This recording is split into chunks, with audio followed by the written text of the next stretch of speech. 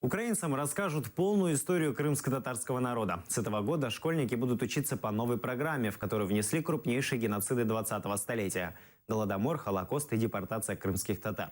В Киеве проведут семинар по истории для учителей, чтобы ознакомить их с новой школьной программой. На уроках истории украинским школьникам расскажут о попытках уничтожить целые народы. В 20 столітті Україна стала ареною не тільки кількох кровопролитних воєн, але також і місцем, де було вчинено низку геноцидів. Серед них це були геноцид українського народу в умовах Голодомору 32-33 року, Голокост, 85 роковини, котрі ми в цьому році будемо вшановувати пам'ять цих загиблих, також і геноцид кримських татар.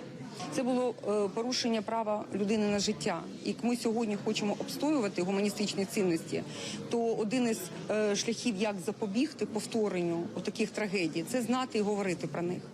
Задачей учителей является донести до молодежи правдивую и полную информацию о массовых преступлениях в отношении народов. Это семинар для учителей.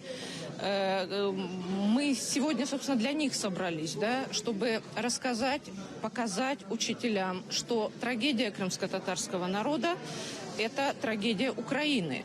Мы говорим о том, что крымские татары – это часть украинской политической нации, и в новой программе уже имеются страницы истории крымско-татарского народа, депортация 1944 года, история национального движения, судьба наших правозащитников, диссидентов.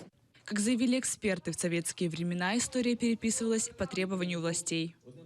Всі три геноциди приховувалися їх виконавцями. Очевидно, що зважаючи на те, як довго існувала ще радянська влада, злочини радянської влади особливо довго приховувалися.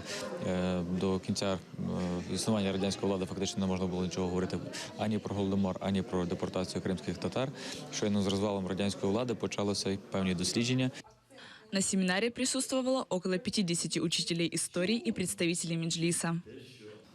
Мені здається, що особливо на тлі того, що відбувається з нами, проти нас в останні 2,5 роки, осмислення природи геноцидів, можливо, надасть нам можливість уникнення катастроф сьогодні, в майбутньому. Противостояние проблемам и взаимопомощь будет залогом единства украинского и крымско-татарского народов, уверены историки. Лидия Полянская, Эльдар Тарахташ, Заман, АТР.